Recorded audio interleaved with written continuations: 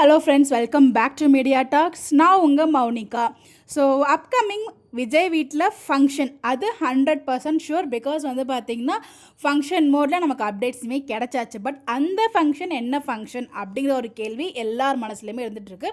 எனக்குமே குழப்பமாக தான் இருக்குது, இது வீக்காக்கான ஃபங்க்ஷனா அப்படின்னு சொல்லிட்டு.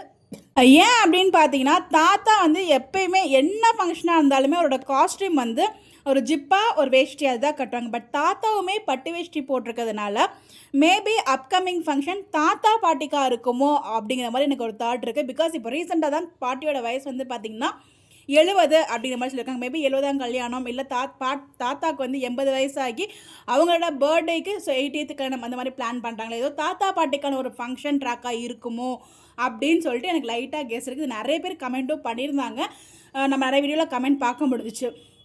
மேபி இது வந்து அப்கமிங் தாத்தா பாட்டி ஃபங்க்ஷனாக இருக்கும். ஏன்னா தாத்தாவோட காஸ்ட்யூம் வந்து பார்த்திங்கன்னா டிஃப்ரெண்ட்டாக இருக்குது. இது வரைக்கும் ஒரு இந்த மாதிரி வேட்டி சட்டையில் பார்த்ததே கிடையாது. நம்ம இந்த சீரியல் பார்த்ததுலேருந்து அவருக்குன்னு ஒரு வே ஆஃப் ஸ்டைல் இருக்கும். அந்த ஒரு ஸ்டைல் ஆஃப் ட்ரெஸ் தான் வந்து வியர் பண்ணுவார். அது எவ்வளோ பெரிய ஃபங்க்ஷனாக இருந்தாலும் நம்ம அந்த ஸ்டைல் தான் வியர் பண்ணியிருக்காரு இப்போ வரைக்குமே.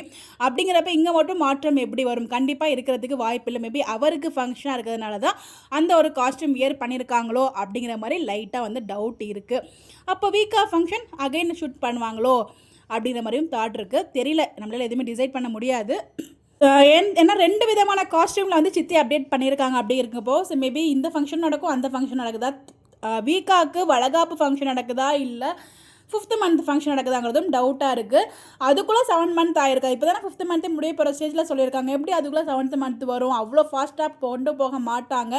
அது ஒரு பக்கம் வந்து இருந்துகிட்ருக்கு. தெரியலங்க, நம்மளால் எதுவுமே கெஸ் பண்ண முடியல. பட் ஆனால் அப்கமிங் விஜய் வீட்டில் ஃபங்க்ஷன் அது மட்டும் 100% ஷூர். அது மேபி தாத்தா பாட்டிக்க இருக்க ஹைலி சான்சஸ் இருக்குது. இது என்னோட தாட். உங்களுக்கு என்ன தோணுது அப்படிங்கிற கருத்தை மறக்காமல் கமெண்ட்டில் ஷேர் பண்ணுங்கள். அண்ட் சித்தி ஏன் 2 டிஃப்ரெண்ட் லுக்கில் இருக்காங்க ஒரு ஃபங்க்ஷன் லுக்கில் அப்படின்னு உங்களுக்கு எதுவும் கெஸ் இருந்தாலும் கமெண்ட்டில் சொல்லுங்கள். அதை பற்றி நம்ம டிஸ்கஸ் பண்ணுவோம். இந்த மாதிரி அப்டேட் தெரிஞ்சுக்க நம்மளோட சேனலை ஃபாலோ பண்ணிக்கோங்க. Bye bye.